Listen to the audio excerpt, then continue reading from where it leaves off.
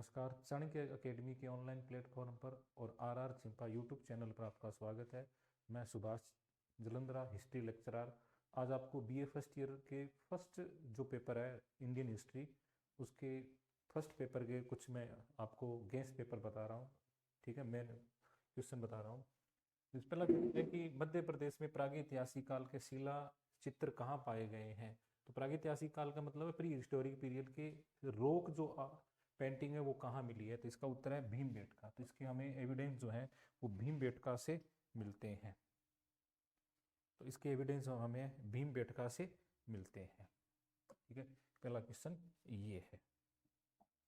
ठीक है, second question है कि नवपाषाणकालीन गर्त निवासों के अवशेष कहाँ से मिले हैं। गर्त आवास का मतलब गड्ढे के अंदर घर कहाँ बनाए गए थे। तो इसके दो उपाय, बुरजोमर और गुप्त कराल। ये गुप्त कराल है जी, थोड़ा मिस्टेक है, गुप्त कराल है। यहाँ से हमें गर्त आवास के प्रमाण मिले हैं। ठीक है, इसके अलावा नेक्स्ट क्वेश्चन है कि भारत के कुछ प्रदेश क्षेत्रों में लोग जमीन के अंदर गड्ढों में रहते थे। इस बात का संकेत खुदाई में निम्न से मिलता है। तो हमें इसका प्रमाण हमें कश्मीर से मिलता है कि यहाँ के जो लोग हैं वो गड्ढों में रहते थे। तो ये जो प्रमाण है हमें कश्मीर से मिलता है। तो कश्मीर के जो लोग गड्ढों में रहते थे, शायद वो ऐसा सर्दी से बचने के लिए करते होंगे, ये इसके मिलता है। तो ये इसका आंसर आ जाएगा कश्मीर। ठीक है, उसके बाद में गर्त निवास वो सेम ही है कि किस संस्कृति की विशिष्ट लक्षण है। तो ये हम कह सकते हैं कश्मीर घाटी की नवपाषाणकालीन संस्कृति की ये विशेषता है। तो जो नवपाषाणीन जो पाषाण काल है, हमें उसको बता देता हूँ थोड़ा सा। पाषाण काल को 3 भागों में डिवाइड किया गया था, जिसमें पूरा पाषाण काल जिसको हम पीलियोलिथिक एज कहते हैं, उसके अलावा मध्य पाषाण काल जिसको मेसोलिथिक एज कहते हैं, और इसके अलावा नवपाषाण काल जिसको नियोलिथिक एज कहा जाता है, वो है। उसके बाद में नेक्स्ट क्वेश्चन है कि भारत में व्यवस्थित कृषि के प्राचीनतम प्रमाण कहाँ से मिले। भारत में एग्रीकल्चर के एंशियंट एग्रीकल्चर के प्रमाण कहाँ से मिले। तो इसका आंसर होगा, ये हमें प्रमाण जो मिले हैं ये हमें मिले हैं मेहरगढ़ बलूचिस्तान से, हम इसके प्रमाण मिलते हैं। तो मेहरगढ़ इसका क्या आ जाएगा, आंसर आ जाएगा। मेहरगढ़ जो है प्रेजेंट बलूचिस्तान पाकिस्तान में है। इसके अलावा इसका आंसर है, एक आंसर और भी हो सकता है, आप इसको देखना चाहो तो इसका आंसर लहुरा देव भी हो सकता है। लोहुरा देव ये यूपी के अंदर है, संत कबीर नगर के अंदर। अगर दोनों में से एक क्वेश्चन आ जाए भारत में एंशियंट एग्रीकल्चर के एविडेंस कहाँ से मिले, तो आप लोहुरा देव या जो मेहरगढ़ है दोनों में से एक कर सकते हो। ठीक है, अगर दोनों ऑप्शन में आए तो आप लोहुरा देव करोगे, अगर दोनों नहीं आए एक आए तो आप मेहरगढ़ या लोहुरा देव में से एक कर सकते हो। ठीक है, अब देखो ये रहा गंगा घाटी में धान की खेती, मतलब हम कह सकते हैं कि राइस के जो एविडेंस है वो हमें कहाँ से मिलते हैं। तो धान की खेती के जो प्रमाण हमें लहुरा देव से मिलते हैं। ये यूपी के अंदर है, तो ये जगह यहाँ से हमें धान की खेती के प्राचीनतम प्रमाण मिलते हैं। ठीक है, ये वो सेम ही क्वेश्चन है कि निम्न में से किस स्थान से नियोलिथिक स्तर के एक तो गेहूं और जौ की खेती के प्रमाण मिलते हैं। तो इसका आंसर भी क्या आ जाएगा, मेहरगढ़। तो मेहरगढ़ से हमें नवपाषाणकालीन संस्कृति के प्रमाण मिलते हैं। इसके अलावा देखो बुर्ज होम में नवपाषाणकालीन सभा स्थलों में मनुष्य के साथ किस पालतू जीव को दफनाने की प्रथा थी, किस डोमेस्टिक एनिमल को साथ में दफनाया जाता था। तो इसका आंसर आएगा कुत्ता। जो कुत्ते के दफनाने के जो हमें प्रमाण है वो बुर्ज होम से मिलते हैं। इसके अलावा ये क्वेश्चन ये रहा, निम्न में से किस स्थल से मानव कंकाल के साथ कुत्ते के का कंकाल भी हमें मिला है। तो वो बुर्ज होम से मिला है। तो बुर्ज होम ऐसी जगह है जहां से मालिक के साथ कुत्ते को दफनाया जाता था। ये लिखा हुआ ना, देखो मानव के साथ कुत्ते के दफनाए जाने के प्रमाण हमें बुर्ज होम से मिले। ये बहुत बार क्वेश्चन है रिपीट हो रहे हैं, शायद इस तरह के क्वेश्चन आ सकते हैं। मानव समाधानों में कुत्ते दफनाए जाते थे, तो इसका आंसर क्या आ जाएगा, बुर्ज होम इसका आंसर आ जाएगा। इसके अलावा नेक्स्ट क्वेश्चन है आपके लिए, देखो निम्न में से किस क्षेत्र में चावल के उत्पादन के प्राचीनतम साक्ष्य मिले हैं। तो ये हमें मिले बेलन घाटी। बेलन जो घाटी है ये यूपी के अंदर है, यहाँ से हमें चावल के प्राचीनतम प्रमाण मिले। बेलन घाटी के अंदर हम देखें तो इसके अंदर आ जाता है, जैसे लहुरा देव है, इस बेलन घाटी का एक भाग है। ठीक है, ये देखो इसके बाद में भारतीय उपमहाद्वीप में धान की खेती की प्राचीनतम प्रमाण, इंडियन सब कॉन्टिनेंट की बात करें तो इंडियन सब कॉन्टिनेंट में, ठीक है, राइस की जो खेती है इसके जो एंशियंट जो एविडेंस है वो हमें विंध्यन क्षेत्र, विंध्यन जो एरिया है यहाँ से मिलते हैं। ठीक है,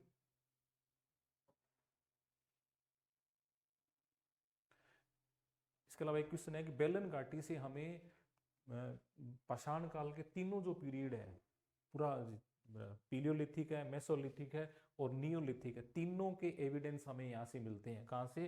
बेलन घाटी से हमें इसके एविडेंस मिलते हैं। ठीक है, ये देखो उच्च पुरा पाषाण काल, अपर पीलियोलिथिक एज में बोन की बनी हुई मदर गॉडेस की जो स्टेच्यू जो मिला है वो कहाँ से मिला है? ये भी हमें बेलन घाटी से मिले। बेलन घाटी के अंदर कोल्डी हवा एक जगह है, यहाँ से हमें इसके एविडेंस मिलते हैं। इसके अलावा देखो क्वेश्चन है कि मानव के द्वारा प्रयुक्त अनाज, पहला जो अनाज है मानव के द्वारा यूज किया गया था वो कौन सा है? तो इसका आंसर होगा जौ। ठीक है, बार्ले का जो यूज है मानव के द्वारा सबसे पहले किया गया था जौ का, जौ का जो उत्पादन है यूज है मानव के द्वारा सबसे पहले किया गया था। इसके अलावा नेक्स्ट क्वेश्चन है भारत में प्रागैतिहासिक मानव का मतलब प्री हिस्टोरिक पीरियड का जो ह्यूमन था, मानव था, उसके फॉसिल समय कहाँ से मिले हैं? सबसे पहले जो कहाँ से मिलते हैं? हथनोरा। हथनोरा एमपी के अंदर एक जगह है, यहाँ से हमें ह्यूमंस के सबसे एंशियंट फॉसिल्स मिलते हैं। ठीक है, हथनोरा ये एमपी के अंदर एक जगह है, तो यहाँ से हमें ह्यूमंस के सबसे एंशियंट एविडेंस है वो मिलते हैं।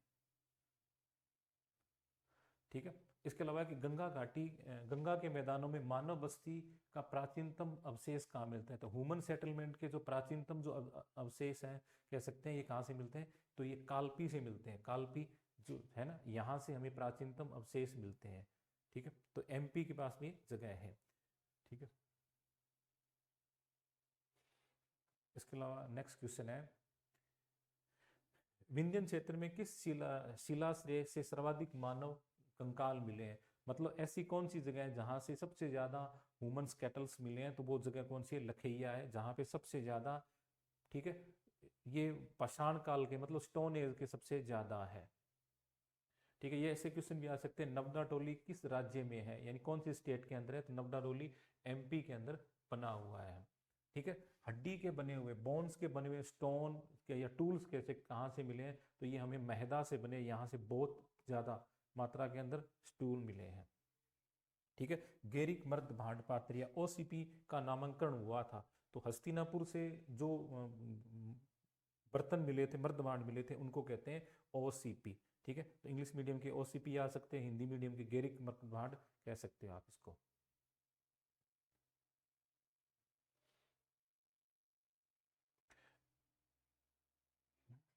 इसके अलावा देखो इसमें लिखा है कि किस स्थान पर काले तथा लाल मर्द भांडों की, ठीक है, ब्लैक एंड रेड मर्द भांडों की स्तरीय स्थिति में ओसीपी तथा पीजीडब्ल्यू के मध्य सर्वप्रथम पहचाना गया? तो ये थी अंतरजी जगह, एमपी के अंदर एक जगह थी, तो यहाँ से हमें ओसीपी और पीजीडब्ल्यू पेंटेड ग्रे वेयर जो मर्द भांड थे उनमें अंतर किया गया था।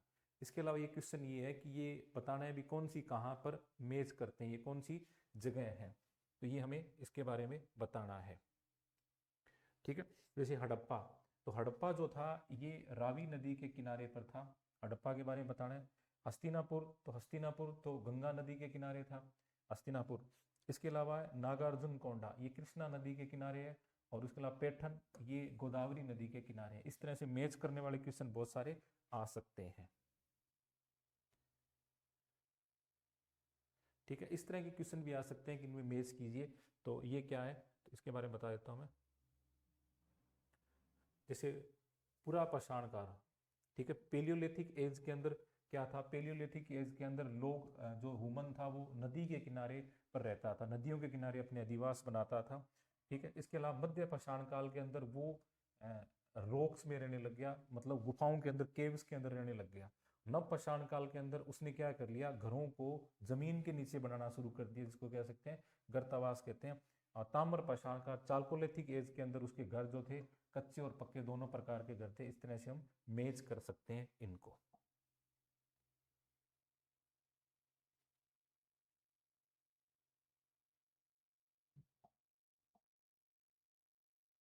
इसके अलावा नेक्स्ट है, ये क्वेश्चन भी है, जो क्वेश्चन आपके योग्य हैं वो बता देता हूं मैं। देखो क्वेश्चन है कि वस्त्रों के लिए कपास की खेती का आरंभ सबसे पहले किया गया था। तो ये कपास की खेती का आरंभ सबसे पहले भारत में हुआ था। याद रखना कि भारत में सबसे पहले कपास की खेती हुई थी। विश्व में सबसे पहले कपास का जो उत्पादन है भारत के लोगों के द्वारा किया गया था। ठीक है, और इस कपास को यूनान के लोग क्या कहते थे? सीडन बोलते थे, सीडन। ठीक है, हिंदी में लिखें तो कपास को यूनानी है वो सीडन कहा करते थे इस कपास को। तो भारत में सबसे पहले कपास का उत्पादन हुआ था, दुनिया में सबसे पहले। भारत में मानव का सर्वप्रथम साक्ष्य, ह्यूमन के सबसे पहले एविडेंस कहाँ से मिलते हैं? नर्मदा, नर्मदा जो वैली है यहाँ से मिलते हैं। नर्मदा के अंदर एक जगह है हथनोरा, तो यहाँ से हमें एंशियंट ह्यूमन के एविडेंस है वो मिलते हैं हथनोरा से। तो मानव के सबसे पहले जो एविडेंस है वो हथनोरा से मिलते हैं। भारत में प्रथम पुरा पाषाणिक उपकरण की खोज करने वाले रॉबर्ट ब्रूस थे। रॉबर्ट ब्रूस मतलब आर्कियोलॉजिकल जो टूल्स है सबसे पहले उसकी डिस्कवर करने वाले रॉबर्ट ब्रूस क्या थे? रॉबर्ट ब्रूस एक भूगर्भ वैज्ञानिक थे, मतलब जियोलॉजिकल साइंटिस्ट थे, जियोलॉजिकल डिपार्टमेंट में काम करते थे। लेकिन इसने सबसे पहले भारत के अंदर जो टूल्स थे उन टूल्स को उन्होंने, मतलब पैलियोलिथिक के जो टूल थे उनको सबसे पहले उन्होंने खोजा था। इसके अलावा नेक्स्ट क्वेश्चन है, क्वेश्चन है कि गुप्त कराल निम्न में से कहाँ स्थित है? तो गुप्त कराल जो है स्वात घाटी, स्वात घाटी का मतलब कश्मीर का जो एरिया है वहां पर है। ठीक है, तो गुप्त कराल का मतलब कुम्हार की गुफा, मतलब कुम्हार की गुफा जहाँ पे है। गुप्त कराल का ये जो मीन है वो है कुम्हार की गुफा, ये है कश्मीर के अंदर। ठीक है, इसका ये क्वेश्चन भी आ सकता है कि कार्बन डेटिंग जो है मेथड है इसका उपयोग उम्र निर्धारण करने में के लिया जाता है। किसकी उम्र निर्धारण करने में किया जाता है? तो ये फॉसिल्स मतलब अवशेष जो है, जीवाश्म है, इनकी उम्र ध्यान करने के लिए इसका उपयोग किया जाता है। ताम्र पाषाणिक चालकोलिथिक मालवा संस्कृति के अवशेष निम्न में से कहाँ से मिलते हैं? तो ये हमें मालवा संस्कृति के जो अवशेष हैं आहड़ और गिलुंड से मिलते हैं। तो आहड़ और गिलुंड क्या है? ताम्र पाषाणिक मतलब चालकोलिथिक एरिया जहाँ के लोग पत्थर के साथ साथ स्टोन के साथ साथ किसका यूज करते थे? तांबे का प्रयोग करते थे, तांबे का यूज करते थे। भारतीय पुरातत्व का जनक किसे कहा जाता है? ASI, archaeological survey of India. तो इसका जो फाउंडर है वो है अलेक्जेंडर कनिंघम। इस तरह के क्वेश्चन भी आपके आ सकते हैं। ठीक है, इसके अलावा क्वेश्चन है कि नव पाषाण युग में भारतीय उपमहाद्वीप इंडियन सब कॉन्टिनेंट के ईस्ट और वेस्ट एरियाज में निम्न में से किस स्थान में कृषि के मतलब प्रमाण मिलते हैं? हमें एग्रीकल्चर के जो सबसे एंशियंट जो एविडेंस है वो कहाँ से मिलते हैं? तो ये हमें इसका आंसर आएगा मेहरगढ़। मेहरगढ़ मैंने अभी बताया, पाकिस्तान से हमें इसके एंशियंट एविडेंस मिलते हैं।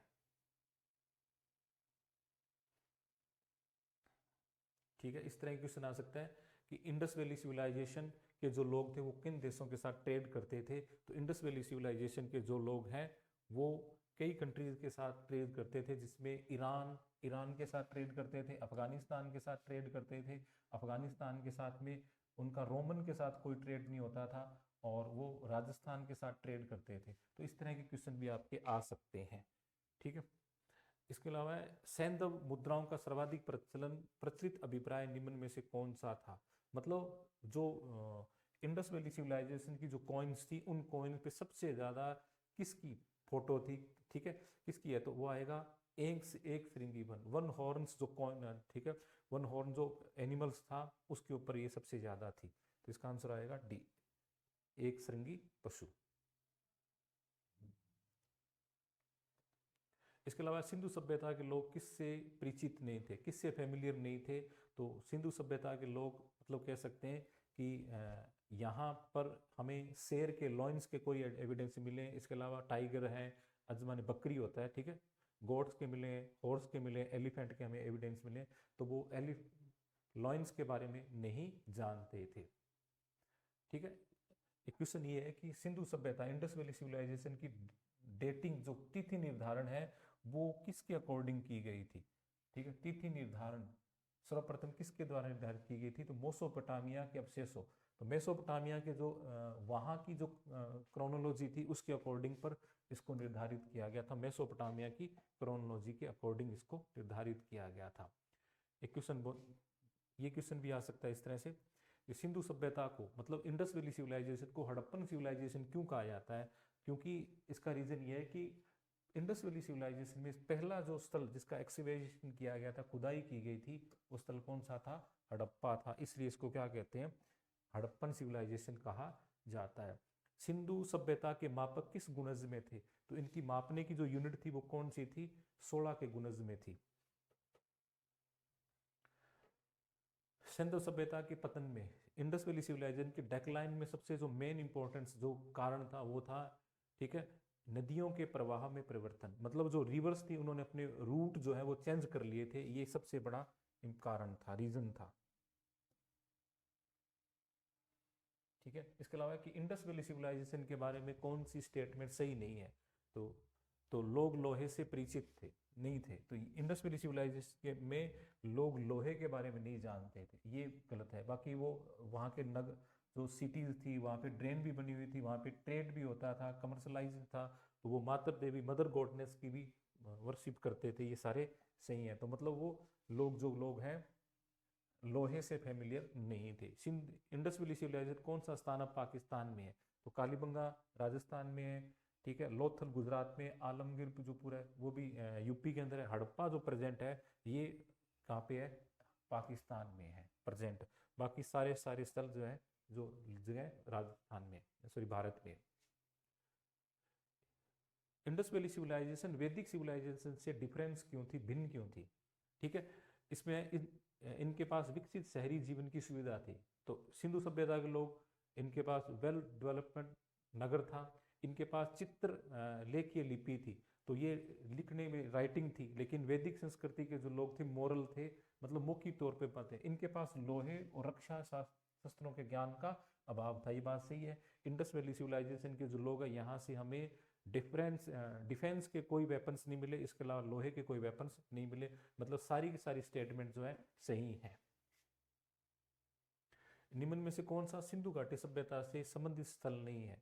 तो कालीबंगा भी था, रोपड़ भी है, लोथल भी है, पाटलिपुत्र। पाटलिपुत्र अगर बात करें 16 महाजनपदों में मगध की राजधानी थी।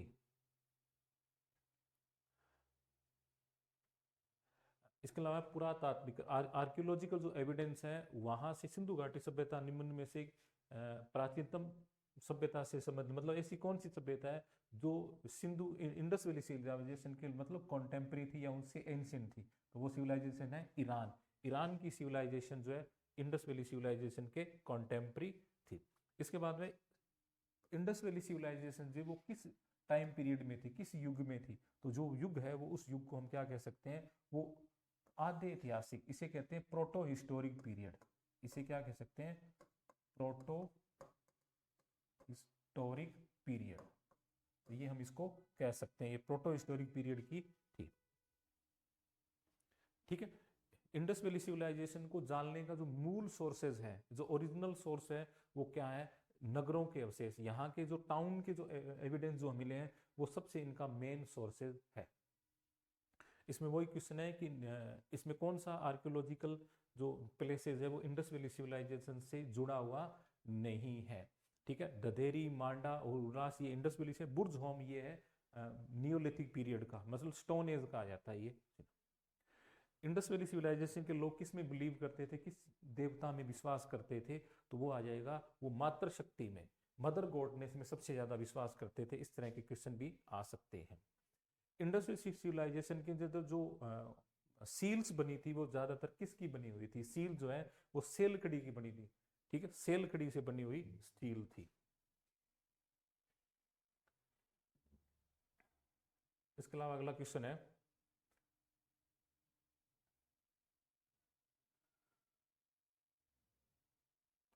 इसमें एक क्वेश्चन है कि निम्न में से किस पशु का, किस एनिमल्स का हड़प्पा संस्कृति की मोहरों पर अंकन नहीं है? मतलब ऐसा कौन सा पशु है जिसका अंकन नहीं है? मोहरों के ऊपर, मोहरों पर अंकन नहीं मिलता है। ठीक है, तो इसमें बेल है, हाथी है, भेड़ है, इनका तो हमें मिलता है, लेकिन हॉर्स के एविडेंस हमें, हॉर्स का जो चित्र है या उसकी कह सकते हैं कि फोटो है, वो हमें नहीं मिलती।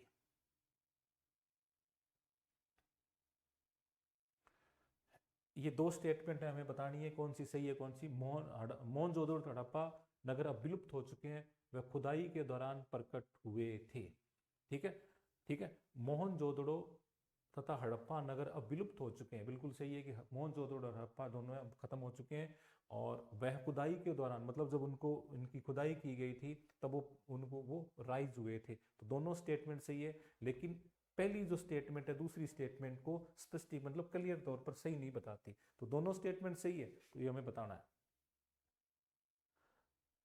इसके अलावा कि सिंध मतलब इंडस सिविलाइजेशन में या हड़प्पन सिविलाइजेशन में हमें ग्रेट बाथ के एविडेंस कहाँ से मिले, तो ग्रेट बाथ के एविडेंस हमें मोहनजोदड़ो से मिले हैं। ठीक है, इसमें है इंडस वैली सिविलाइजेशन में निम्न में कहाँ से हाउसेस में हमें वॉल्स के रिमेन्स मिले, कुओं के रिमेन्स मिले, तो सबसे ज्यादा मोहनजोदड़ो से मिले हैं। ठीक है, मोहनजोदड़ो से प्राप्त पशुपति की मोहर पर निम्न में कौन सा अंकन नहीं था। मोहनजोदड़ो से जो प्रोटोसिव की जो हमें कॉइन्स मिली थी, सील्स मिली थी, उसके ऊपर कौन सा एनिमल्स नहीं था, ये हमें बताना है। तो उसमें अगर हम बात करें तो सबसे पहले तो उसमें हमें बेल नहीं था। बाकी अगर बात करें तो देखो जो कॉइन्स थी उसकी राइट दाहिनी ओर, ठीक है, दाहिनी का मतलब राइट साइड के अंदर एक था एलिफेंट, एक था टाइगर। ठीक है, उसकी अगर लेफ्ट साइड की बात करें, लेफ्ट साइड में एक राइनो था और एक था बेफेलो बने हुए थे, और उसके नीचे दो डियर्स बने हुए थे, दो हिरन बने हुए थे। ठीक है, तो हम ये कह सकते हैं कि ये भी क्वेश्चन इस तरह पूछ सकते हैं कौन सा एनिमल्स नहीं था, तो उसमें बेल जो एनिमल्स है वो नहीं बना हुआ था। इसके अलावा ग्रेट बाथ के अंदर जो स्टीर बनी हुई थी, मतलब पौंड में उतरने के लिए, नीचे तालाब में उतरने के लिए जो स्टीर बनी हुई थी वो कैसे थी। अगर हम स्टीर की बात करें तो वो किस तरह से बनी हुई थी, तो वो स्टीर जो थी वो नॉर्थ और साउथ में बनी हुई थी। ठीक है, नॉर्थ में बनी हुई थी स्टीर और साउथ में बनी हुई थी। ये नॉर्थ आ गया, ये साउथ आ गया, तो इसका आंसर क्या आ गया, 1 और 2 इसका आंसर होगा। तो इस तरह क्वेश्चन आ सकते हैं कि वहाँ की जो स्टीर है वो किस तरह से बनी हुई थी। ये भी क्वेश्चन आ सकता है कि मोहनजोदड़ो की सबसे बड़ी बिल्डिंग कौन सी थी, तो मोहनजोदड़ो की सबसे बड़ी बिल्डिंग जो थी ग्रेनरी थी। ग्रेनरी मोहनजोदड़ो की सबसे बड़ी बिल्डिंग थी। ठीक है, ठीक है, इसके अलावा ये सेम क्वेश्चन रिपीट हो रहा है कि मोहनजोदड़ो में जो पशुपति प्रोटोसिव है, उस जो गोड्स था वो उसके सराउंडिंग कौन कौन से एनिमल्स थे, तो ये बता सकते हैं। अभी मैंने बताया था कि एक तो टाइगर था, एक राइनोसोर था, एक वेफेलो था, एक एलिफेंट था। इस तरह के क्वेश्चन आपके आ सकते हैं। ठीक है, ठीक है, मोहनजोदड़ो के बारे में कौन सी स्टेटमेंट बिल्कुल सही है, ये बताना है कि मोहनजोदड़ो के बारे में यही था कि जो उनका जो ग्रेट बाथ था, स्नानगार था, वो किससे बना हुआ था, फर्श पक्की ईंटों से बना हुआ। बिल्कुल बात सही है, ये फर्श पक्की ईंटों से बना हुआ था। एक क्वेश्चन है कि हड़प्पन कल्चर्स में किस जगह से हमें कब्रिस्तान के एविडेंस नहीं मिले, तो कब्रिस्तान के ग्रेव के जो एविडेंस हैं वो हमें कहाँ से नहीं मिले, मोहनजोदड़ो से किसी तरह के कोई कब्रिस्तान हमें नहीं मिला है। ठीक है, हड़प्पन कल्चर, हड़प्पन संस्कृति का कौन सा नगर एक पोर्ट था जहां से हमें डोकी यार्ड के मिलते हैं, तो हड़प लोथल एक ऐसा नगर था जहां से हमें बंदरगाह के अवशेष मिलते हैं। इसके अलावा है कि निम्न में किस स्थान से सिंधु मतलब इंडस वैली सिविलाइजेशन में एक बुल्स की क्या मिली है, कॉइन्स मिली है, तो बुल्स की जो कॉइन्स हैं वो हमें मोहनजोदड़ो से मिली है। मोहनजोदड़ो का है, मोहनजोदड़ो आज प्रेजेंट पाकिस्तान के सिंध के अंदर बना हुआ है। ठीक है, इंडस वैली सिविलाइजेशन की पतन पतन पतन का मतलब पोर्ट कहाँ है, पोर्ट लोथल के अंदर हमें इसके एविडेंस मिले हैं। सिंधु सभ्यता का कौन सा स्थान भारत में है, तो कौन सा स्थान भारत में, हड़प्पा और मोहनजोदड़ो दोनों पाकिस्तान में, लोथल जो है प्रेजेंट गुजरात में बना हुआ है। मोहनजोदड़ो कहाँ है, अभी मैंने बताया कि मोहनजोदड़ो सिंध प्रांत में, कई बार क्वेश्चन रिपीट हो रहा है। कांसे की नर्तकी मतलब डांसिंग गर्ल जो की जो स्टेचू है वो कहाँ से मिली है, डांसिंग गर्ल की स्टेचू जो हमें मोहनजोदड़ो से मिली है। ठीक है, किस जगह से हमें जॉइंट वुमेन और मेंस के जो ग्रेव मिले हैं उनके एविडेंस कहाँ से मिले हैं, तो ये मिले हमें लोथल से। लोथल से कबर के अंदर एक लेडीज और जेंट्स की हमें डेड बॉडी मिली है। इसके अलावा अभी क्वेश्चन रिपीट हुआ है कि युगम जॉइंट जो सवादान है वो कहाँ से मिले, मेन और वुमेन्स की डेड बॉडी लोथल से मिली है। मतलब एलिफेंट तीत का स्केल हमें कहाँ से मिला है, एलिफेंट तीत का स्केल भी हमें लोथल से मिला है। लोथल कहाँ है, लोथल गुजरात के अंदर बना हुआ है। लोथल का गोदीबाड़ा अच्छी तरह से किससे जुड़ा है, कौन सी रिवर से गोदीबाड़ा जुड़ा हुआ है, मतलब डोकीयार्ड कौन सी है, तो भोगवा रिवर से वो जुड़ा हुआ है। तो कौन सी नदी जिससे लोथल का गोदी क्षेत्र एक नहर से जुड़ा है, तो भोगवा रिवर आएगा। ठीक है, तो इसमें दोबारा क्वेश्चन है कि लोथल कहाँ है, तो लोथल गुजरात में स्थित है। ठीक है, किस हड़प्पन जगह से हमें राइज के एविडेंस मिलते हैं, तो राइज के एविडेंस हमें लोथल से मिलते हैं। तो ये द्वारा क्वेश्चन है कि राइज के एविडेंस कहां से मिल रहे हैं, लोथल से मिल रहे हैं।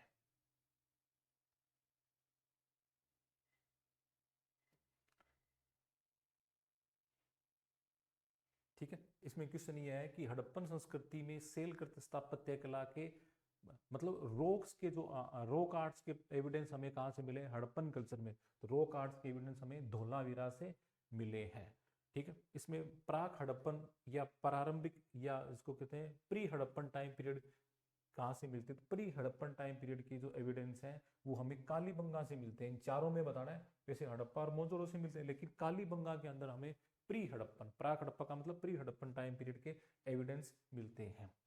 इसके अलावा ये द्वारा क्वेश्चन रिपीट हो गया कि प्री हड़प्पन या हड़प्पन सभ्यता के जो अवशेष है वो कहाँ से मिलते हैं, तो वो हमें इनसे बनवाली और कालीबंगा दोनों से मिलते हैं। कालीबंगा कहाँ है, कालीबंगा पता है आपको, राजस्थान में और हनुमानगढ़ जिले में। ये भी क्वेश्चन आ सकता है। ये क्वेश्चन है कि कौन सा नगर जो है 3 पार्ट्स में डिवाइड है, ये ठीक है, तो इसमें क्वेश्चन आंसर आएगा धोलावीरा। धोलावीरा ऐसा है जो 3 पार्ट्स में डिवाइड हुआ है। बाकी हड़प्पा संस्कृति के जो शहर है जितने भी है वो 2 पार्ट्स में डिवाइड है। बाकी मतलब धोलावीरा एक ऐसा है जो 3 पार्ट्स में डिवाइड है। इसके अलावा क्वेश्चन है कि हमें जुते हुए खेत के प्लो फार्म के जो एविडेंस है वो कहाँ से मिलते हैं, ये हमें कालीबंगा से मिलते हैं। कालीबंगा से हमें जुते हुए खेत के प्रमाण है वो मिलते हैं। ये क्वेश्चन भी बहुत बार रिपीट हुआ है। ठीक है, हमें जल प्रबंधन वाटर मैनेजमेंट के लिए कौन सा जो सिटी थी वो सबसे बेस्ट थी। ठीक है, तो धोलावीरा जो थी, धोलावीरा जो सिटी है वो सबसे बेस्ट थी किसके लिए, वाटर मैनेजमेंट के लिए। ठीक है, तो ये द्वारा आ गया। जुते हुए खेत के एविडेंस हमें कालीबंगा से ही मिलते हैं। ऊंट कैमल कैमल की जो बोन्स है वो हमें कालीबंगा से मिलती है। कैमल्स की जो बोन है वो कालीबंगा से मिलती है। क्वेश्चन दोबारा बेटा, कैमल की जो बोन्स है कहाँ से मिली है, तो कालीबंगा से मिली है। सिंधु सभ्यता में अग्नि पूजा किस स्थान पर खोजा गया, तो अग्नि या फायर अल्टर के जो एविडेंस है, हमें फायर अल्टर के एविडेंस जो है वो कालीबंगा से मिलते हैं। कालीबंगा से हमें 7 फायर अल्टर मिली है, 7 अग्नि वेदिकाएं मिली है। ठीक है, ठीक है, इसमें क्वेश्चन है कि हड़प्पन कल्चर का कौन सा आर्कियोलॉजिकल प्लेस है जहां से हमें फोर्ट और लोअर टाउन के जो है अलग अलग घिरे हुए थे, तो वो है कालीबंगा। इसका मतलब है कि जो मकान थे वो अलग अलग घिरे हुए थे, मतलब ये कह सकते हैं दुर्ग जो था, तो फोर्ट जो था या सिटीडल जो था वो अलग बाउंड्री से घिरा हुआ था, और जहां पे लोग रहते थे, बस्ती थी, वो अलग बाउंड्री से घिरा हुआ था, तो वो है कालीबंगा। भारत का सबसे बड़ा हड़प्पन पुरास्थल है, मतलब हड़प्पन संस्कृति या हड़प्पन कल्चर या इंडस वैली सिविलाइजेशन का सबसे बड़ा जो स्थल है इंडिया के अंदर, तो वो है राखी गढ़ी। राखी गढ़ी सबसे बड़ा है इंडिया के अंदर। ठीक है, इसके बाद में है किस प्रारंभिक हड़प्पन स्थल से हमें दुर्गीकरण के साक्ष्य मिलते हैं, तो कालीबंगा से हमें प्राग हड़प्पन मतलब प्रारंभिक हड़प्पन जो संस्कृति है उसके जो एविडेंस है हमें कालीबंगा से मिलते हैं। ठीक है, हमें ताम्र रथ के प्रमाण कहाँ से मिलते हैं, देमाबाद। देमाबाद क्या है कि देमाबाद एक ताम्र पाषाणिक संस्कृति, मतलब जो पाषाणिक सॉरी ताम्र जो संस्कृति उसका भी एक ये जगह है देमाबाद, और यहाँ से हमें तांबे का रथ मिला है। कॉपर का जो रथ है वो बना हुआ यहाँ से मिला है। ठीक है, ये दोबारा आ गया एक क्वेश्चन भी। अग्निकुंडों की श्रृंखला और धार्मिक स्थल की व्यवस्था का पता चलता है, तो ये हमें कालीबंगा से मिलता है। जो फायर अल्ट्रा मैंने बताया वो कालीबंगा से मिलते हैं। गोदावरी नदी पर कौन सा है? गोदावरी नदी पर देमाबाद है। ठीक है, देमाबाद इंडस वैली सिविलाइजेशन का सबसे साउथर्न मतलब दक्षिणतम स्थल माना जाता है। ठीक है, इस तरह से क्वेश्चन आ सकते हैं आपके। देखो, कालीबंगा हड़प्पा कौन सी रिवर्स के किनारे है? हड़प्पा की बात करें, देखो हड़प्पा है रावी नदी के किनारे, कालीबंगा घग्गर नदी के किनारे, लोथल भोगवा नदी के किनारे, रोपड़ सतलज नदी के किनारे। इस तरह के क्वेश्चन आ सकते हैं कि मांडा कहाँ है? तो मांडा अगर बात करें तो मांडा जम्मू कश्मीर में, देमाबाद बात करें तो महाराष्ट्र के अंदर है, कालीबंगा कहाँ है? राजस्थान में, राखीगढ़ी कहाँ है? हरियाणा के अंदर। इस तरह के क्वेश्चन भी आ सकते हैं।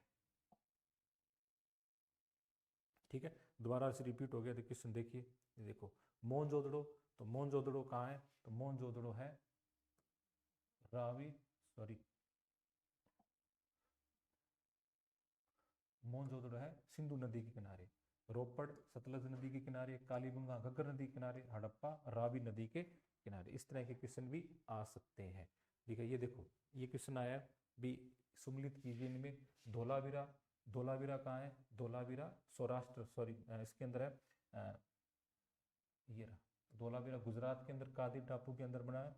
राखीगढ़ी कहाँ है?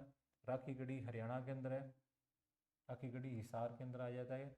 और भीलवाड़ा, भीलवाड़ा भीलवाड़ा हरियाणा के अंदर है, भोगोवो ये सौराष्ट्र के अंदर आ जाता है। तो इस तरह से जुड़े हुए हैं।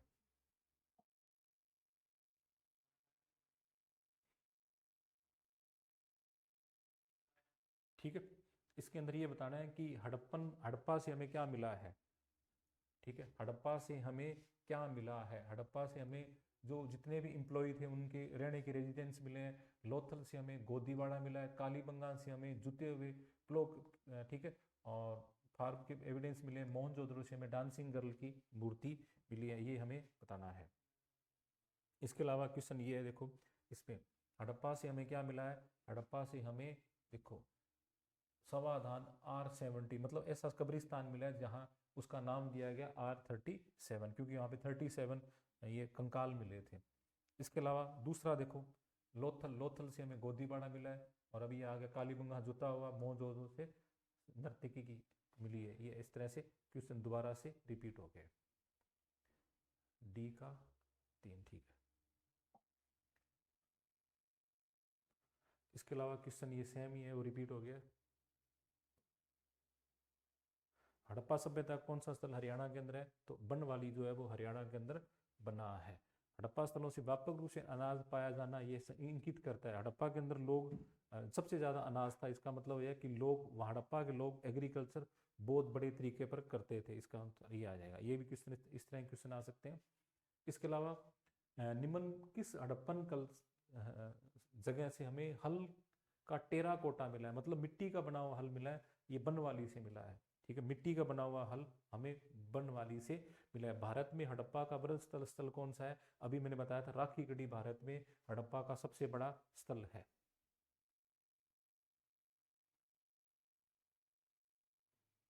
ठीक है, इसके अलावा देखो गायत्री मंत्र की किस पुस्तक में मिलता है? गायत्री मंत्र ऋग्वेद से लिया गया है। गायत्री मंत्र जो है ऋग्वेद से लिया गया है।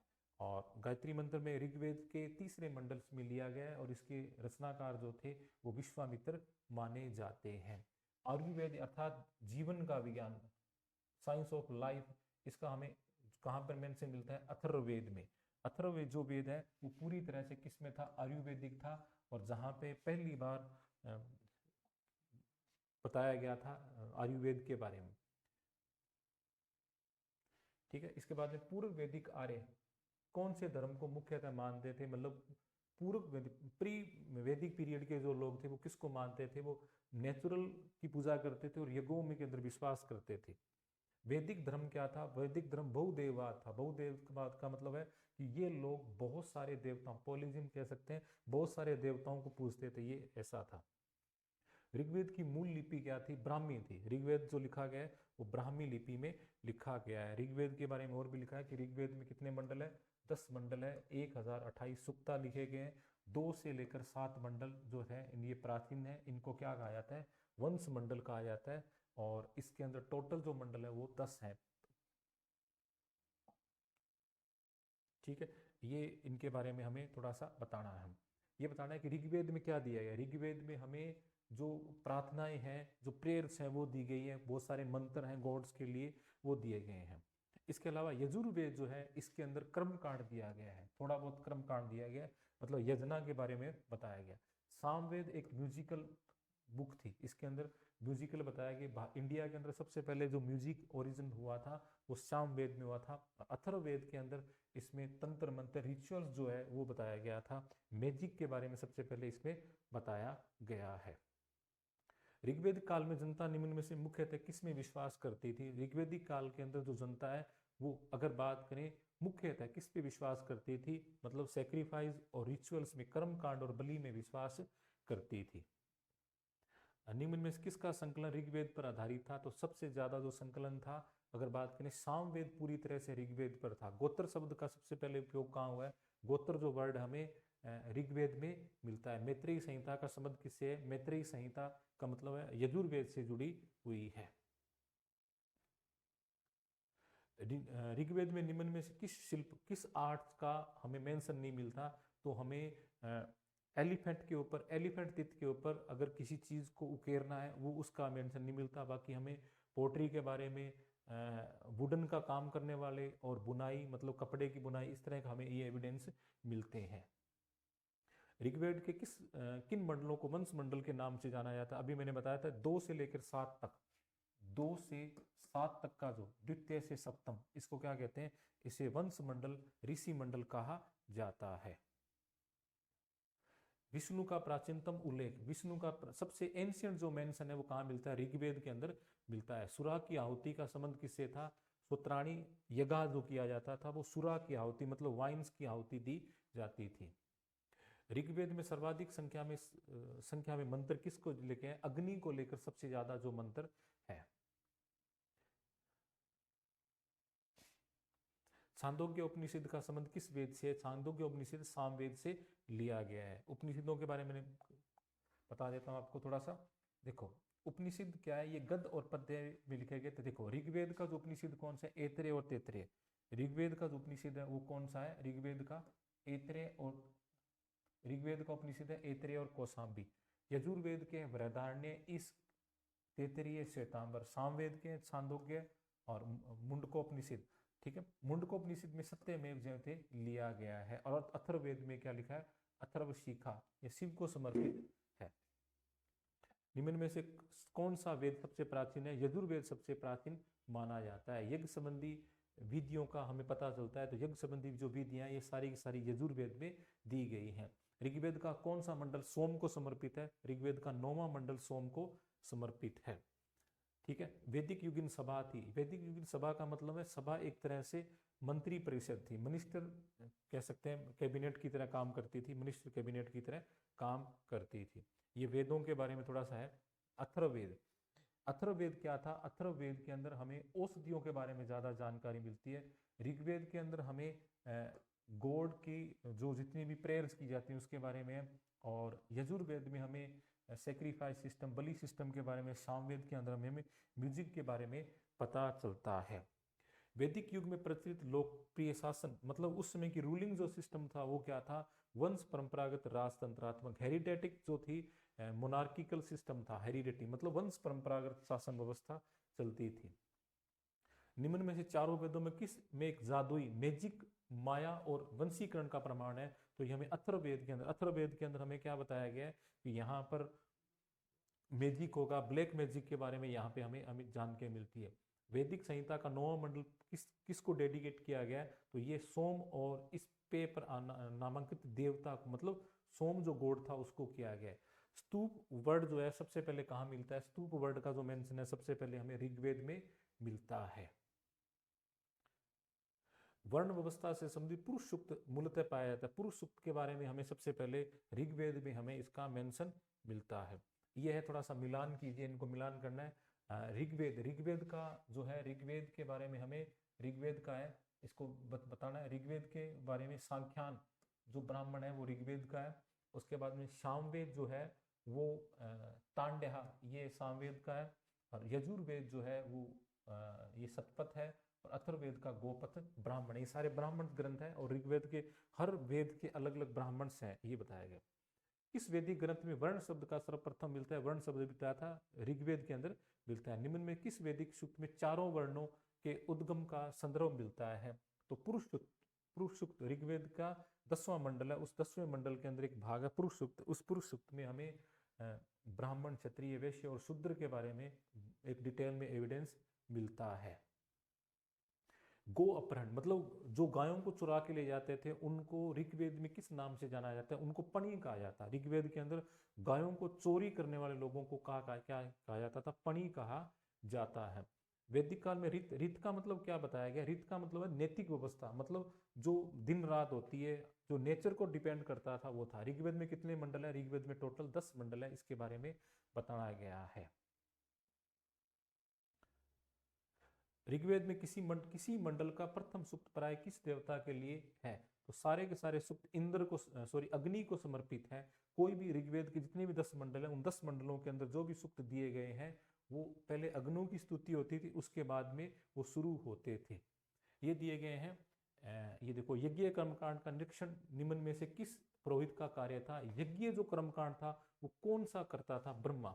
ब्रह्मा के द्वारा पूरे यज्ञों का निरीक्षण किया जाता था। अलग अलग यज्ञ का अलग अलग पुरोहित होता था। ऋग्वेद का जो पुरोहित था उसको क्या कहते थे? ऋग्वेद का जो पुरोहित है उसको वर्ड आया ऋग्वेद का। ऋग्वेद का पुरोहित था उसको होता कहते थे। सामवेद का था उसको उद्गाता कहा जाता था। उद्गाता ये क्या था? ठीक। और यजुर्वेद के पुरोहित को अधर्व्यू कहते थे, और अथर्ववेद का जो पुरोहित था उसको क्या कहते? ब्रह्मा। ब्रह्मा सभी चारों जो यज्ञ होते थे उनको क्या करता था? ऑब्जर्व करता था। अयोध्या का सबसे पहले मेंशन कहाँ मिलता है? तो अयोध्या का सबसे पहले मेंशन है वो हमें अथर्ववेद में मिलता है। क्यों? अभी अयोध्या आपको पता है, लेटेस्ट क्वेश्चन है, आ सकता है अयोध्या का। अथर्ववेद में इसका मेंशन मिलता है। राजसूय जो यज्ञ था वो किससे रिलेटिव था? यजुर्वेद में राजसूय यज्ञ का। ऋग्वेद के कौन से टीकाकार, मतलब ऋग्वेद की बारे में किसने कमेंट्री की है? तो सबसे पहले सायण ने की थी। सायण विजयनगर अंपायर के गुरु माधवाचार्य विद्यारण्य के भाई थे ये। ठीक है। वैदिक काल में ग्राम का मुखिया क्या कहलाता था? ग्राम का जो मुखिया था उसको ग्रामीणी कहते थे। ठीक है। ग्राम के मुखिया को क्या कहते थे? ग्रामीणी कहा जाता था। इसके अलावा ये मैच करना है भी, ये क्या है? पुरुष सूक्त। पुरुष सूक्त हमें ऋग्वेद के एक अध्याय के अंदर इसका मेंशन मिलता है पुरुष सूक्त के बारे में। उसके बाद में ईशोपनिषद। ईशोपनिषद के बारे में हमें यजुर्वेद में एक मेंशन मिलता है गोपथ। गोपथ एक क्या है? गोपथ एक ब्राह्मण पाठ है, और वेदांग एक यास्क के द्वारा लिखा गया एक निरुक्त है। इसको क्या कहते हैं? वेदांग कहा जाता है। ऐत्रेय ब्राह्मण के अनुसार कहाँ के शासक की उपाधि सम्राट थी? तो कहाँ के लोगों को सम्राट कहा जाता था? प्राच्य, मतलब ठीक है। तो प्राच्य जो दिशा थी वहां के लोगों को सम्राट कहा जाता था। तो अलग अलग दिशाओं के अंदर उनकी उपाधियां थी, उनकी उपाधियों के अकॉर्डिंग उनको जाना जाता था। ठीक है। जैसे लिखा ऐत्रेय ब्राह्मण लिखा पूर्व दिशा के अंदर राजा था उसको क्या कहते थे? पूर्व दिशा के लिए राजा जो था उसको सम्राट कहा जाता था, और उसके राज्य को सम्राट। दक्षिण के अंदर जो था उसको राज्य कहते थे, और वहां के राज्य को भोज कहा जाता था। और पश्चिम में जो था उसको सब राष्ट्र कहते थे और सब राज्य कहा जाता था। उत्तर में जो था उत्तर के राज्य को विराज्य कहा जाता था, और विराट वहां के राजा को कहा जाता। मध्य देश में था उसको राजा बोलते थे, और उसके राज्य को राजा कहा जाता था। ठीक है। तो ये उन राजाओं के नाम हमें अलग अलग टाइप में मिलते हैं। ठीक है। ये अलग अलग ग्रंथ दिए गए, अलग अलग ऋग्वेद हैं, इन वेदों के अलग अलग क्या दिए गए हैं? ये कुछ ब्राह्मण्स ग्रंथ है। ऋग्वेद की बात करें तो ऋग्वेद का जो ब्राह्मण ग्रंथ है वो है ऐत्रेय। ठीक है। सामवेद की बात करें, सामवेद का है पंचविश। और अथर्ववेद की बात करें, अथर्ववेद का गोपथ। और यजुर्वेद का है शतपथ ब्राह्मण ग्रंथ। गोपथ ब्राह्मण ग्रंथ है, अभी मैंने बताया था अथर्ववेद का गोपथ ब्राह्मण ग्रंथ है। बृहदारण्य उपनिषद में अजातशत्रु को कहाँ का राजा बताया गया है? तो अजातशत्रु को काशी का बताया गया है। एक अजातशत्रु मगध का राजा भी आएगा, वो अलग है। ये बृहदारण्य उपनिषद के अनुसार है। शतपथ ब्राह्मण किससे संबंधित है? शतपथ यजुर्वेद से संबंधित है। इसके अलावा क्वेश्चन आया कि ऋग्वेद में उल्लेखित यव, यव का मतलब क्या है, यव का अर्थ बताना है। यव जो है जौ को कहा जाता था, बार्ले जो था उसको क्या कहते थे, यव कहा गया है। इसमें यह बताना है किस रिवर्स को ऋग्वेद में मातम में देवी तमा नदी तमा कहा गया है। सरस्वती जो रिवर्स थी उसको सबसे ज्यादा पूजा जाता था, और ऋग्वेद के अंदर सिंधु जो रिवर है इसका सबसे ज्यादा मेंशन हुआ है, और सबसे जो पूजनीय जिसकी सबसे ज्यादा पूजा की जाती थी वो थी सरस्वती नदी। सदानीरा नदी का वर्तमान क्या है, सदानीरा को क्या कहते हैं, गंडक रिवर कहते हैं, ठीक है, सदानीरा नदी को, ठीक है। इसके अलावा ये है ऋग्वेद में उल्लेखित प्रसिद्ध 10 राज्य युद्ध का किस नदी के किनारे लगा, तो ये पुरुषनी नदी के किनारे लड़ा गया था, ठीक है। इसके बारे में आगे अभी आएगा। ये क्वेश्चन है कि इसमें रिवर्स के नाम दिए गए, आप बताना भी कौन सी रिवर किसका नाम है। सरस्वती, सरस्वती को प्रेजेंट में क्या कहा जाता है, सरस्वती को प्रेजेंट में घग्गर हाकरा कहा जाता है। पुरुषनी, पुरुषनी रावी नदी को पुरुषनी कहते हैं, सतुद्री सतलज को कहते हैं, विपाशा व्यास को कहा जाता है, और झेलम अस्कनी, झेलम को अस्कनी कहा जाता है। तो ये ऋग्वेदिक नाम है और ये प्रेजेंट के नाम है, इस तरह से आ सकता है, आपको मैच कीजिए। ये लिखा है मनुस्मृति में सरस्वती और द्वस्ती नदियों के बीच के प्रदेश को क्या कहा जाता, ब्रह्मवर्त कहा जाता था। तो सरस्वती और द्वस्ती नदियों के बीच का जो क्षेत्र था उसको ब्रह्मवर्त कहा जाता है, ठीक है। किस वेद में सभा और समिति को प्रजापति की दो पुत्रियां कहा गया है, तो अथर्ववेद में सभा और समिति को प्रजापति की दो पुत्रियां कहा गया, तो डॉटर्स कहा गया है, ठीक है। निम्न में से कौन सा वेदांग ज्योतिष के लेखक हुए, तो लगध जो वेदांग था, लगध जो मुनि थे, लगध जो मुनि थे वो वेदांग ज्योतिष के क्या थे, राइटर थे। लगध मुनि वेदांग ज्योतिष के क्या थे, राइटर्स माने गए हैं। ये दोबारा क्वेश्चन आ गया, सभा और समिति को किस देवता की दो पुत्रियां कहा गया है, तो प्रजापति की कहा गया है, ठीक है। अथर्ववेद में प्रजापति की दो पुत्रियां कहा गया, किसको, सभा और सभा और समिति की। उस इसके बाद में मनुस्मृति क्या है, मनुस्मृति एक समाज व्यवस्था से जुड़ी हुई है, कानून से जुड़ी नहीं है, ये समाज व्यवस्था के रूल, प्राचीनतम जो हिंदू समाज था उसकी राज व्यवस्था, समाज के जो नियम थे वो किससे आधारित थे, मनुस्मृति के आधारित थे। और सबसे पूर्व जाने वाली स्मृति कौन सी है, सबसे जो एंशियंट या ओल्ड स्मृति है वो मनुस्मृति मानी जाती है। और मनुस्मृति का जो टाइम पीरियड है वो शुंग टाइम पीरियड है, शुंग काल के अंदर मनुस्मृति को लिखा गया था। इसके बाद में क्वेश्चन रिपीट हो गया, देखो, गो अपहरण मतलब गायों को चुराने वालों को क्या कहते थे, गायों को पणी कहा जाता, अभी मैंने बताया था। और सत्यमेव जयते किस उपनिषद से लिया गया, बहुत इंपॉर्टेंट है, ये मुंडक उपनिषद से लिया गया, बार बार क्वेश्चन रिपीट होता है, ये मुंडक उपनिषद से ये क्वेश्चन लिया गया है, ठीक है। इसमें लिखा कि ऋग्वेदिक काल में सबसे जो मूल्यवान, सबसे जो प्राइजेस चीजें थी कौन सी थी, किस संपत्ति को माना जाता था, तो गाय, गाय जो थी ऋग्वेदिक काल के अंदर सबसे, इसका प्राइस सबसे ज्यादा था, जिसके पास जितनी ज्यादा गाय थी वो उतना रिच मैन माना जाता था। निम्न में किस जानवर को अघन्य कहा गया, मतलब ऐसा जानवर जिसको हम मार नहीं सकते, जिसको डू नॉट किल, जिसको मार नहीं सकते, तो वो क्या था, गाय थी, गाय को अघन्य कहा गया है। ऋग्वेद के किस एक वैदिक साहित्य में मोक्ष की चर्चा मिलती है, तो उपनिषद में हमें मोक्षों के बारे में बताया। उपनिषद पूरी तरह से फिलोसफिकल है, मतलब दर्शन पर आधारित ये ग्रंथ है, ठीक है। दोबारा रिपीट हो गया, देखो ऋग्वेद में अगन्या का प्रयोग किया गया तो गाय के लिए किया गया है ये, ठीक है। ये देखो दोबारा रिपीट हो रहा है, कई बार रिपीट हो रहा है। ये देखो क्वेश्चन है, उपनिषद पुस्तकें, उपनिषद जो बुक्स है वो क्या है, फिलोसफिकल है, पूरी तरह से फिलोसफिकल आधारित है, दर्शन पर आधारित है। दोबारा रिपीट हो रहा है, उपनिषदों का मुख्य विषय, मेन सब्जेक्ट क्या है, फिलोसफी है, ठीक है। ये क्वेश्चन है, बृहदारण्य उपनिषद में जनक की सभा में याज्ञवल्क्य से दार्शनिक संवाद करते हुए निम्न में से किसका वर्णन हुआ है, तो गार्गी का। गार्गी क्या कर रही थी, राजा जनक के दरबार में याज्ञवल्क्य से डिबेट कर रही थी, तो ये हमें बृहदारण्य उपनिषद से हमें इसके बारे में पता चलता है।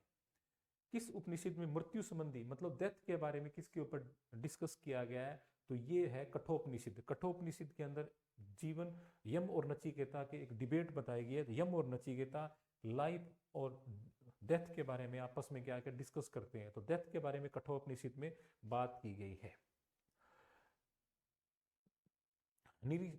इसमें से बताया किस उपनिषद में पहली बार निराशावाद के हमें तत्व दिखाई देते हैं। मैत्रायणी संहिता के अंदर बताया गया है निराशावाद, आदमी कब होपलेस हो जाता है, इसके बारे में बताया। ये बताया कि यम और नचिकेता का जो डिबेट हमें किस उपनिषद में मिलता है, तो ये हमें मिलता है कठोपनिषद में। नचिकेता आख्यान ये भी आ गया कठोपनिषद में हमें मिलता है। उपनिषदों को क्या कहते हैं, उपनिषदों को क्या कहा गया है, वेदांत कहा गया है, क्योंकि वेदों के अंतिम पार्ट्स थे इसलिए इनको क्या कहते हैं, उपनिषद कहा गया। ठीक है, ये कुछ रिवर्स के नाम है। ये बताना है कि निम्न में से कौन सा स्टेटमेंट है उपनिषदों के बारे में बिल्कुल सही नहीं है। वृदारण्य में छांदोग्य उपनिषद गद्य के अंदर बिल्कुल से, कंठ उपनिषद प्राचीनतम है, प्राचीन उपनिषदों में से एक है, बिल्कुल गलत है ये, वो प्राचीनतम नहीं है। उपनिषद घोषणा करते हैं कि मोक्ष ज्ञान से संभव है, न कि आस्था से। अगर हमें मोक्ष लेना है तो वो ज्ञान से ही संभव है कि न किसी आस्था के अंदर। ये बात उपनिषद में बताई गई, क्योंकि उपनिषद फिलोसफिकल है। उपनिषद तब तब चर्चा के जीवन को मोक्ष के लिए परम आवश्यक नहीं मानते। वो कहते हैं कि तप करना जरूरी नहीं है, आपको ज्ञान होना जरूरी है। ये कुछ रिवर्स के नाम है और प्रेजेंट नाम दिए गए, आपको हमें बताना है। तो सबसे पहले कुंभा, कुंभा ये अफगानिस्तान की रिवर थी, इसको प्रेजेंट में काबुल कहते हैं, इसको काबुल रिवर कहते हैं। पुरुषनी इसको रावी रिवर कहते हैं, सदानीरा इसको गंडक कहते हैं, सतुद्री इसको प्रेजेंट में सतलज कहा जाता है। ऋग्वेद में किन नदियों का उल्लेख अफगानिस्तान के साथ आर्यों से, मतलब ऐसी कौन सी रिवर है जो अफगानिस्तान की है लेकिन ऋग्वेद में उनका मेंशन है कुंभा और क्रम्बू।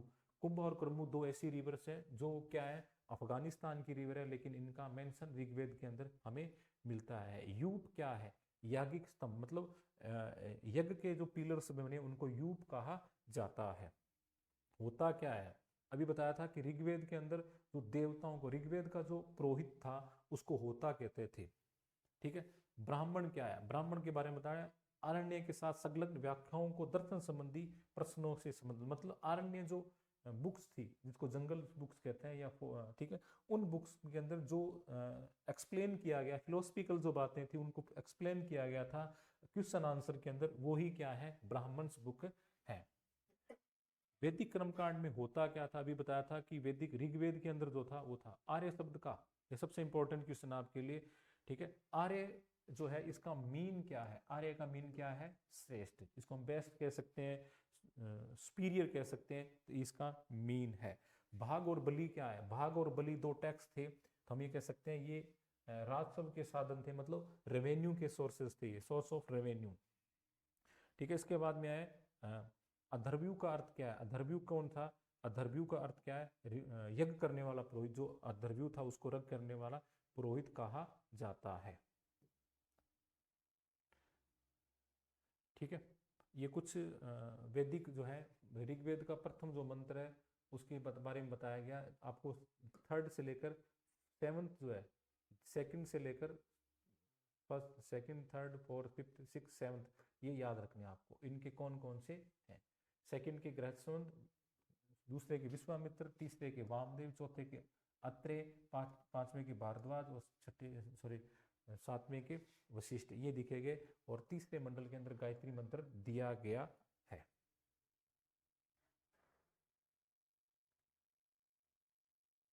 ठीक है, संस्कारों की कुल संख्या कितनी है, संस्कार जो है टोटल 16 संस्कार बताए गए हैं।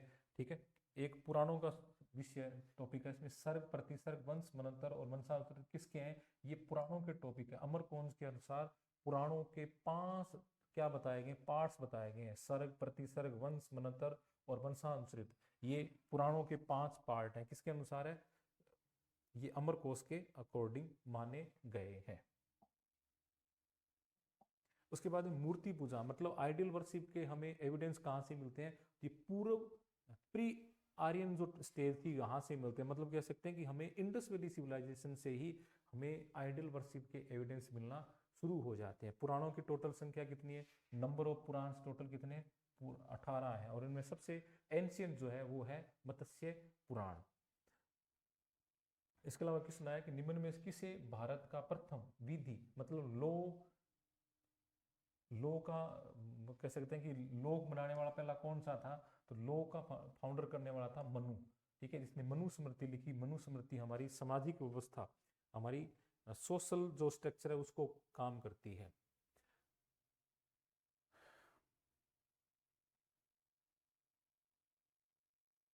इसमें बताना है निम्नलिखित 4 राजाओं में किन 2 के वर्धमान महावीर और गौतम बुद्ध के साथ समान मैत्रीपूर्ण संबंध थे। मतलब ऐसे कौन से 2 राजा हैं जिनको महावीर स्वामी और महात्मा बुद्ध के साथ उनके फ्रेंडशिप रिलेशनशिप थे, तो वो हमें बताना है। तो वो एक तो मगध का राजा था, मगध का राजा बिंबिसार, और एक था मगध का राजा अवंती का प्रज्ञोत। ये 2 आदमी ऐसे थे जिनके सॉरी 2 आदमी बताने हैं, एक तो मगध का बिंबिसार था और एक मगध का अजातशत्रु। ऐसे 2 आदमी थे जिनके महावीर स्वामी और महात्मा बुद्ध दोनों के साथ में रिलेशनशिप थी।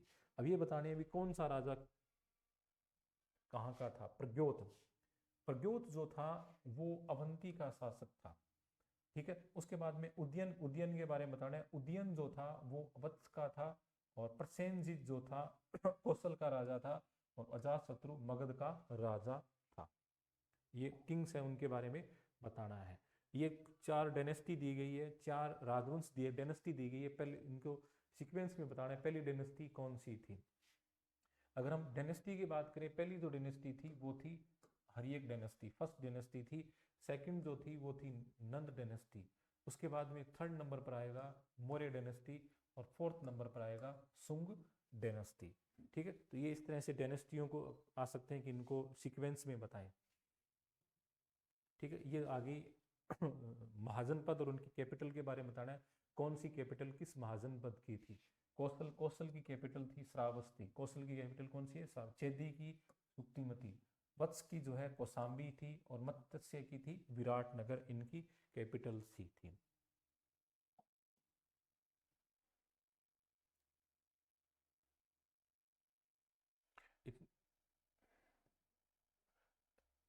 ये क्वेश्चन देखिए, राजगृह का राजकीय चिकित्सक मतलब फिजिशियन, जीवक, जिस गणिका के पुत्र के रूप में जाना जाता है उस गणिका नाम क्या था, सालवती।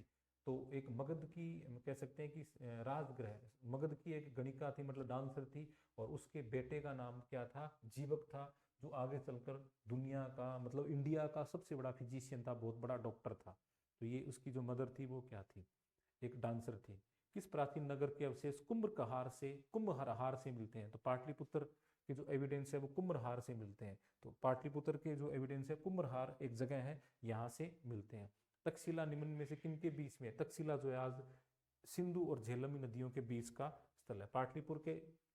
पाटलिपुत्र के फाउंडर का नाम बताना है। इसके फाउंडर कौन थे, तो उदयन पाटलिपुत्र का क्या था, फाउंडर था। उदयन, उदयन जो है वो पाटलिपुत्र का क्या था, फाउंडर था। उदयन, उदयन का नाम आता है। तक्षशिला किसके लिए फेमस था, तक्षशिला नॉलेज और स्टडी के लिए था, कमर्शियल और ट्रेड के लिए भी था, या आर्ट और ट्रेड के लिए भी था, इन सभी के लिए था। आलो अब वो आएगा, सभी के लिए चीजें ये फेमस थी। और पाटलिपुत्र किसने बसाया था, अभी मैंने बताया था उदयन ने पाटलिपुत्र बताया था। कुसुमपुर नगर, पाटलिपुत्र का एंशिएंट नाम क्या है, कुसुमपुर है, और कुसुमपुर का फाउंडर कौन था, उदयन था। किस शासक द्वारा सर्वप्रथम पाटलिपुत्र को राजधानी के रूप में किया गया था, पाटलिपुत्र, उदयन किया था। अंग का उल्लेख मौर्य पूर्व सर्वप्रथम किसमें मिलता है, अंग का जो मेंशन है सबसे पहले किस बुक में मिलता है, तो वो है अथर्ववेद बुक में हमें अंग का मेंशन मिलता है। मगध साम्राज्य या प्रथम मगध साम्राज्य का उत्कर्ष किस शताब्दी में हुआ था, तो वो हुआ था 6ठी शताब्दी, 600 BC के अंदर मगध क्या हुआ था, राइज हुआ था। ठीक है, दूसरा क्वेश्चन है, मगध के किस प्रारंभिक शासक ने राज्यारोहण के लिए अपने पिता की हत्या की एवं इसकी कारणवश अपने पुत्र द्वारा मारा गया था। मतलब अपना कोरोनेशन कराने के लिए उसने अपने पिता का मर्डर कर दिया था, और उसके बाद उसी का उसके बेटे ने मर्डर कर दिया, तो वो था अजातशत्रु। अजातशत्रु ने अपने बेटे, अपने फादर उदयन बिंबिसार को मारा था, अजातशत्रु ने। जो अजातशत्रु है उसने अपने फादर बिंबिसार को मारा था। ठीक है, और इसी अजातशत्रु का जो मर्डर है वो किसके द्वारा कर दिया गया था, वो उदयन के द्वारा कर दिया गया था। अजातशत्रु के वंश का अंतिम वंश का नाम क्या था, अजातशत्रु हर्यक डायनेस्टी का था, और हर्यक डायनेस्टी का पहला जो रूलर था वो था बिंबिसार। मगध की प्रथम राजधानी कौन सी थी? तो मगध की प्रथम राजधानी थी गिरिवज्र या Rajgriha. First capital of Magadh कौन सी है? गिरिवज्र और राजगृह थी। ठीक है। निम्न में से कौन सा एक अन्य तीनों के कॉन्टेम्परी नहीं था? तीनों के कॉन्टेम्परी कौन नहीं था? मिलिंद। मिलिंद पर बाद में आएगा। बिंबिसार, गौतम बुद्ध और प्रसेनजीत तीनों कॉन्टेम्परी थे, मिलिंद इनमें कॉन्टेम्परी नहीं था। यह कि अजातशत्रु ने पूर्वी भारत पर मगध का आधिपत्य स्थापित करने के लिए निम्न में से किस गणराज्य के साथ 16 वर्षों तक युद्ध किया था? तो वो था वैशाली के लिच्छवी। तो अजातशत्रु ने वैशाली के लिच्छवियों को, लिच्छवी गणराज्य के साथ 16 वर्ष तक युद्ध किया था। ठीक है। निम्न में से कौन सा अन्य के साथ जीवित रहा था? तो अन्य के साथ जीवित रहा था, अन्य के बाद तक जीवित रहा था, ये बताना है। बिंबिसार, देवदत्त और गौतम, ये तीनों मर गए थे, इसके बाद में अजातशत्रु जीवित रहा था, क्योंकि अजातशत्रु के जीवन काल में महावीर स्वामी और बुद्ध का परिनिर्माण हो जाता है। इन्हें निम्न में से किसने सर्वप्रथम पाटलिपुत्र ग्राम की अंत्यशक्ति को पहचाना, जो कालांतर में मगध की राजधानी के रूप में विकसित हुई थी? तो अजातशत्रु ने सबसे पहले पाटलिपुत्र को पहचाना और उन्हें लगा कि ये एक शक्तिशाली जगह हो सकती है, शक्तिशाली नगर हो सकता है, इसके बारे में सबसे पहले बताया गया था। ठीक है। मगध का कौन सा एम्परर था जिसने पुरुषोरम, परशुराम की जो टाइटल है वो लिया था? तो वो था महापद्मानंद, जिसने ये टाइटल लिया था। मालवा क्षेत्र पर मगध की सत्ता का, ये छोड़ो आपने, उसके बाद में किसने अजातशत्रु के उत्तराधिकारी दर्शक का उल्लेख किस ग्रंथ में मिलता है? तो दर्शक का उल्लेख हमें परिशिष्ट प्रबंध में मिलता है। ठीक है। नंद डायनेस्टी का फाउंडर कौन था? नंद डायनेस्टी का फाउंडर था महापद्मानंद, नंद डायनेस्टी का फाउंडर था। निम्न में से कौन सा एक मगध राज्य की राजधानी नहीं है? मगध की कौन सी राजधानी? कौशाम्बी मगध की नहीं था।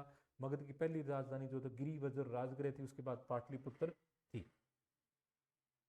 प्राचीनतम भारतीय सिक्के निम्न में से पहले के नहीं है। निम्न में से कौन से सिक्के 5वीं शताब्दी मतलब 5th सेंचुरी बीसी के जो कॉइन्स हैं वो प्राचीनतम नहीं है।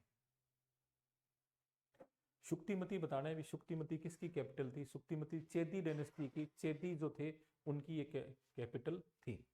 योद्धों की टकसाल का केंद्र था? योद्धों की जो टकसाल जहां से कॉइन्स बनती थी वो कौन सा था? रोहतक था। चेदी जनपद की राजधानी, चेदी की राजधानी बताना है वो कौन सी थी? सोथीवती, यानी सोथीवती कह सकते हैं या सुक्तिमती कह सकते हो, एक ही बात है। योद्धोन के जो सिक्के थे वहां पर किस गॉड का उसके ऊपर अंकन था? तो वो कार्तिकेय। योधेन के जो सिक्के थे वो कार्तिकेय के गॉड बने। किस आधुनिक अचल से प्राचीनतम पांचाल की पहचान की जा सकती है? तो वो रोहेलखंड से पहचान की जा सकती है। क्षत्रिय जन योधेन केवल, ये भी मैंने बताया, कार्तिकेय थे। ठीक है। तो ये क्वेश्चन, ये देखो, महाभारत के अनुसार उत्तरी पांचाल की राजधानी कौन सी थी? तो महाभारत के अनुसार उत्तरी पांचाल की राजधानी अहिछत्रपुर थी, उत्तरी की। और साउथ की जो राजधानी थी, साउथ पांचाल की राजधानी थी, वो थी काम्पिल्य। ठीक है। चंपा किस महाजन, चंपा की जो कैपिटल, चंपा जो है अंग महाजनपद की कैपिटल थी। गोदावरी नदी के ऊपर कौन सा महाजन था? अस्मक जो है। और अस्मक महाजनपद ऐसा महाजनपद था 16 महाजनपदों में, 16 महाजनपदों में, जो दक्षिणी भारत में स्थित था। अस्मक जो है वो ऐसा महाजनपद था जो 16 महाजनपदों के अंदर, जो दक्षिणी भारत में क्या था? स्थित था।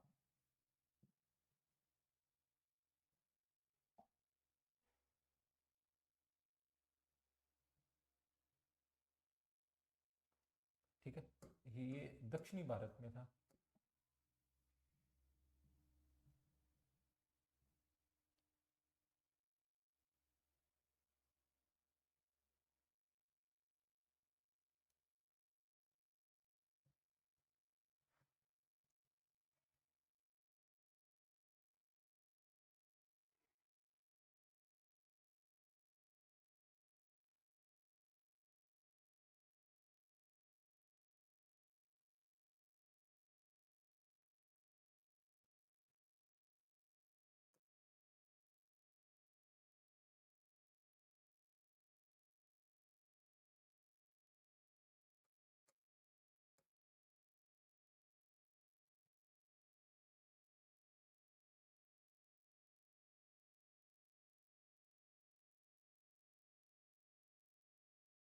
राजा राम जी वो हैंग हो गया थे कने काटना पड़ेगा अपन बीच में क्रॉस हो ही नहीं रहा हो गया।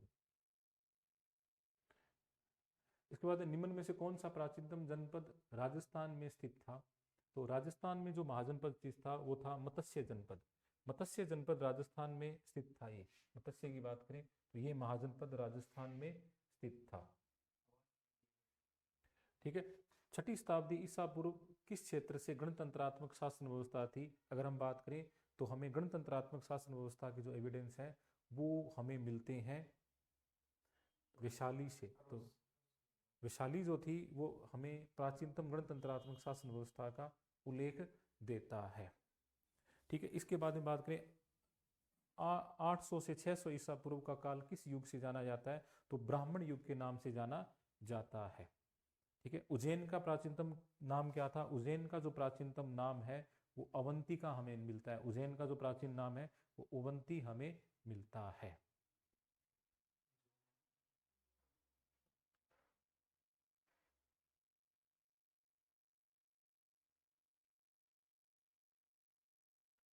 मिलता है।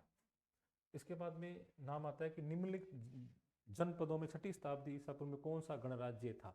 गणराज्य का मतलब डेमोक्रेटिव थी, जहाँ पे रिपब्लिक था, तो वो वज्जी जो था वो हमें मिलता है। और 16 महाजन जो पद थे इनका जो हमें मेंशन है, बुद्धिस्ट जो बुक है अंगुत्तर निकाय और जैनिज्म है वो है भगवती सूत्रा, इन दोनों से मिलती है।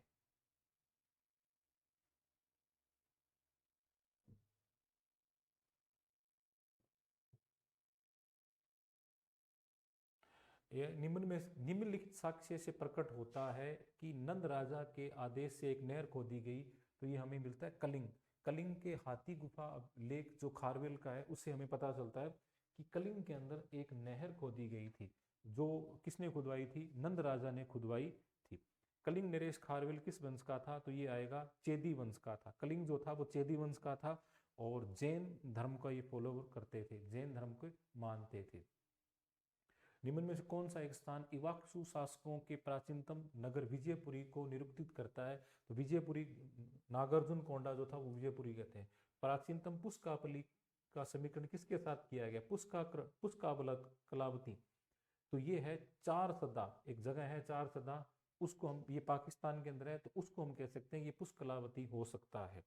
महेशमती नगर किस महाजनपद में था? तो महेशमती नगर जो है अवंती में था, अवंती महाजनपद में था। और अवंती जो महाजनपद है इसकी जो राजधानी थी वो उज्जैनी थी और दक्षिणी उज्जैन अवंती की जो राजधानी थी महेशमती थी। प्राचीनतम भारत में अच्छे घोड़े कहाँ के लिए प्रसिद्ध थे? अच्छे घोड़े जो है कंबोज महाजनपद में अच्छे घोड़े मिलते थे। उदयन और वासवदत्ता की कथा उल्लेखित हमें मिलती है। तो कौशाम्बी, कौशाम्बी का जो शासक उदयन और उसकी जो एक प्रेमिका थी, लवर थी उसकी, वासवदत्ता, ये एक स्टोरी हमें मिलती है। भास ने दोनों को मिलाकर एक नाटक लिखा था, ड्रामा लिखा था, स्वपन वासवदत्ता। ये एक नाटक बहुत ज़्यादा